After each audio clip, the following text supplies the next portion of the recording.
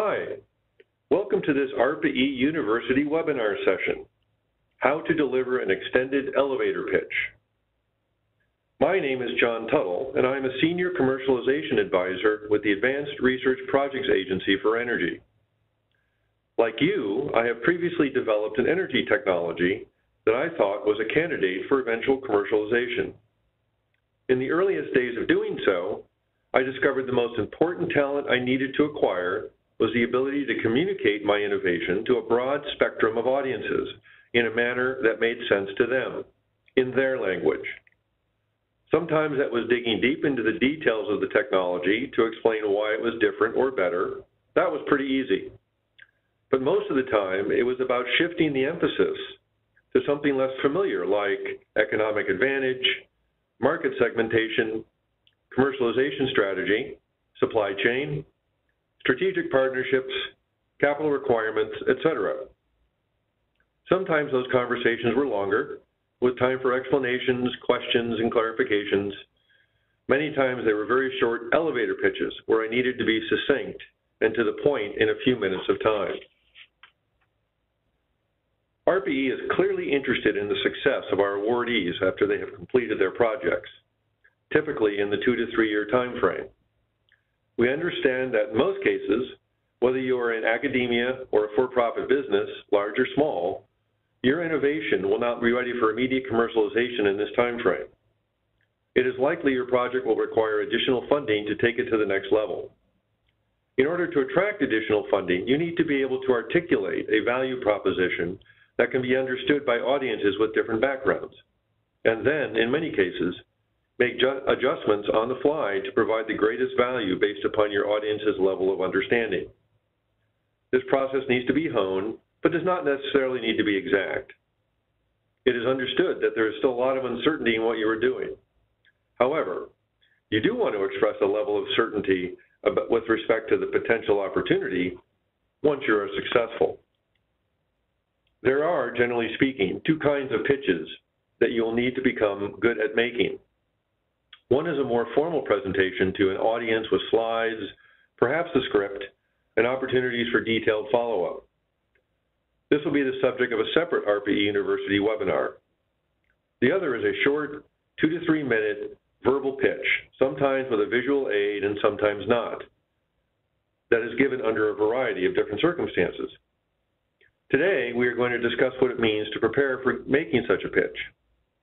One of the reasons we are doing this webinar is because this is the kind of conversation that often happens while manning your booth or poster at our annual ARPA-E Energy Innovation Summit.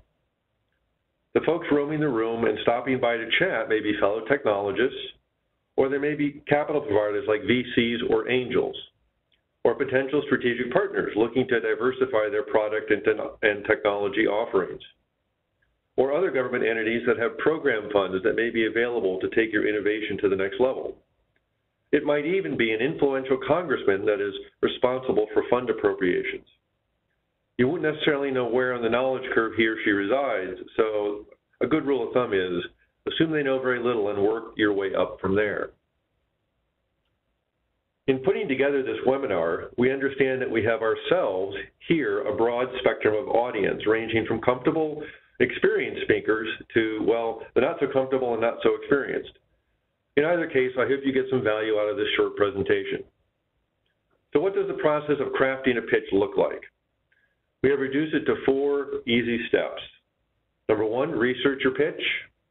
Number 2, craft your pitch. 3, practice your pitch. And 4, vary your pitch to different altitudes. Briefly, what do each of these mean? Number 1, research your pitch.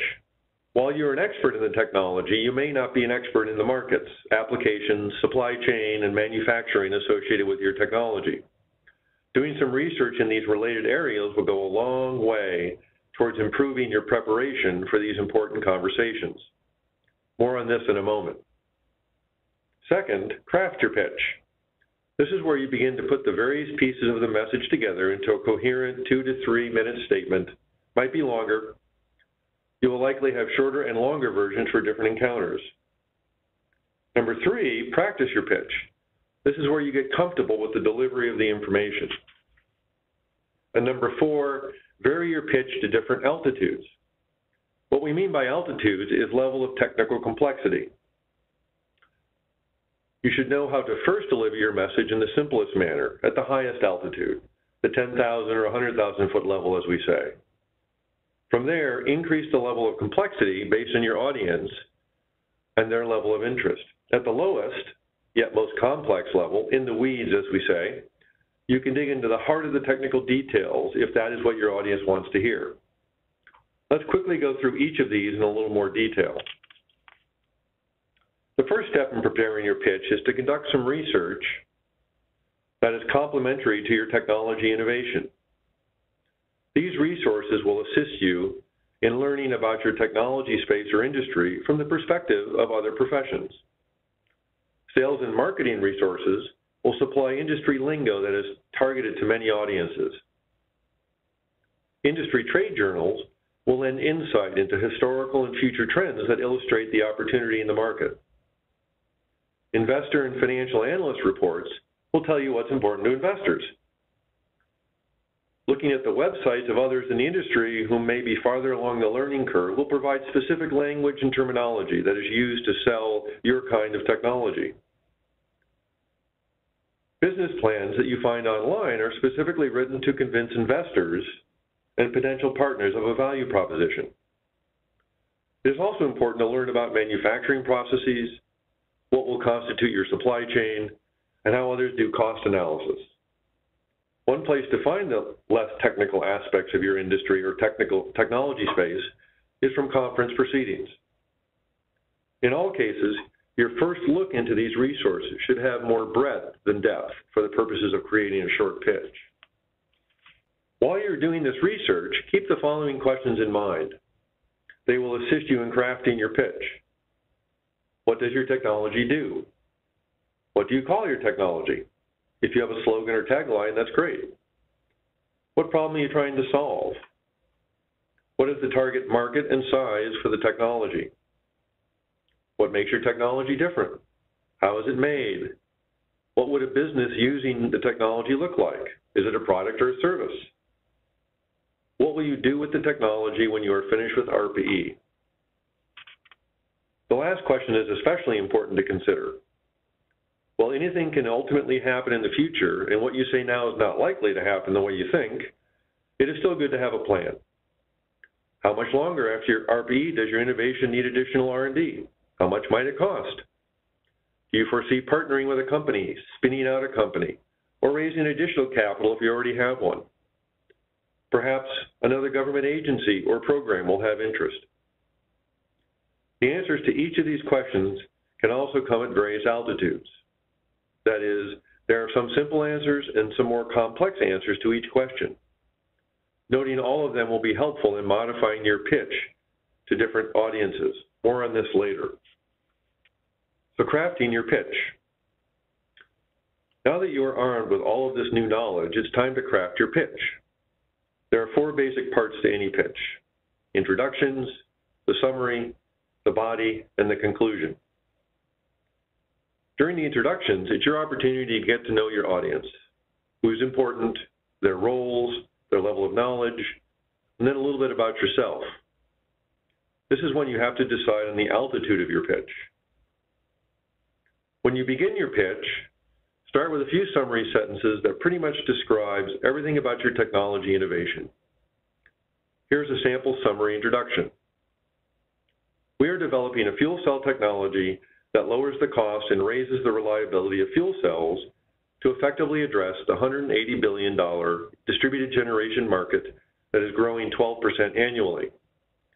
Our innovation is at the component level and has been under development for 3 years. We expect to have a 100-watt prototype at the completion of our ARPA-E project that will then require additional funding to scale the technology and demonstrate pilot manufacturing. Our end game is to license our innovation to one of 3 major fuel cell companies in the U.S. Notice that this is pretty high level and does not include much in the way of technical detail about your technology. After you've provided a summary of your technology, now it's time to dig into some details. This is where your determination of the audience acumen comes in. If you're speaking with folks that do not have a technical background, then keep it at a high level. This is where analogies come in. You can describe why your innovation is better or different or lower cost by making a comparison to something we all encounter in our daily life. Showing prototypes is especially important to this audience because they are more easily impressed. Simple charts or graphs on a poster or handout that describe its differentiation is a good visual tool. On the other hand, if you're speaking with folks that have a technical background, but perhaps not in your area of expertise, you can go into more detail about the innovation. Ask your audience about their field of expertise, and perhaps you can come up with common or analogous metrics for describing your technology. Technical data or descriptors are appropriate here. If you're speaking to someone in your field, then getting very specific about your technology metrics is appropriate. It may not be necessary to get into all the details. You could refer them to a technical publication or presentation that you're willing to provide them. For all of your audiences, you also need to weave in pertinent information or data on markets. Does a market for your technology already exist? Or are you competing with legacy technologies? Is it hardware or software, product or service? Differentiation relative to other technologies. That is, what is your competitive advantage? Intellectual property. Do you have any patents issued or applications in progress? How is your device manufactured? High-tech or low-tech? Is there a mature industry that you can point to that makes something similar that illustrates the scalability of your idea? What are the barriers to entry right now? Is it cost, performance, regulatory, supply chain? What is your significant deliverable in the coming months or year? Where are you at on the maturity curve? What are your next steps after the ARPA-E program dollars are spent? When you get to the end of your pitch, this is your opportunity to once again review your summary points, perhaps in only half the words. In the next section, we will discuss other elements that should come at the conclusion of your pitch. Practicing your pitch will assure you cover the important points. Practicing is not necessarily about memorizing a script. It's about developing a rhythm and comfort that ultimately leads to the most effective presentation. At a minimum, practice your most and least technical pitch. It is understood that some elements of the pitch will be ad lib, such as your interaction with the audience. When you have concluded your prepared remarks, this is the time to figure out who can help who. Perhaps your technology can immediately have impact on your audience's business or R&D efforts. Offer your services to assist in furthering that opportunity. Or perhaps you need capital and/or facilities from an industry player, and your audience fits that bill. In any case, exchange cards and suggest a follow-up conversation if you gauge there's interest. Most importantly, have fun with it. Enroll your audience in your enthusiasm about your innovation. Throughout this discussion, we have alluded to the need to vary your pitch to different altitudes. The ability to successfully adjust your presentation to your audience cannot be overemphasized. Speaking highly technical jargon to a non-technical investor, Fortune 500 company CEO, or a congressman is a surefire way to lose their interest. In some cases, they may even tell you to dumb it down. In others, you will just observe eyes glazing over. On the other hand, speaking to a technical audience in high-level generalities will not be impressive either. The best way to prepare for these different audiences is to answer your research questions in multiple ways. There will be at least 2, and perhaps as many as 4, different altitudes at which you need to language your pitch. For example, answering the question, what does my technology do for a new fuel cell technology, will depend on the depth of market knowledge. At the highest level, if we look at just energy markets, we could describe our technology as one that generates electricity from a variety of fuels without any moving parts.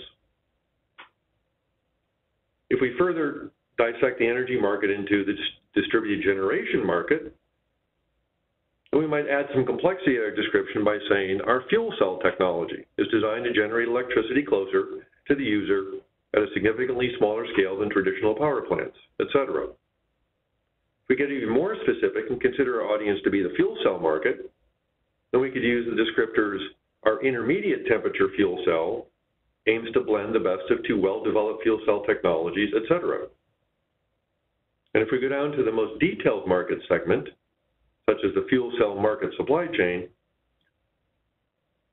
we might describe it as our fuel cell anode technology enables the conversion of natural gas into hydrogen at lower temperatures and costs than traditional processes. Go through this exercise with each of your technology attributes. Remember, it isn't about memorizing the answers. The process itself will be sufficient to arm you with the necessary tools to communicate with different audiences. To wrap up our discussion here, we have 4 important takeaways for you to consider when preparing and giving your short pitch. Think about your innovation differently than you ever have before. Talk to friends and family about your technology and let them reflect back what it is you are doing. Ask the person to whom you are talking to introduce themselves, including what they know, if any, about your technology space. Be prepared to talk to your audience at their level. Analogies are a great tool to take complex descriptions and simplify them for your audience. After you do this a few times, the nerves will subside and it can become fun to enroll your audience in your enthusiasm. Well, that's it. Thank you for joining us today for this ARPA-E University webinar, How to Deliver an Extended Elevator Pitch. We hope it was helpful and wish you success in having engaging conversations about innovative energy technologies. Thank you.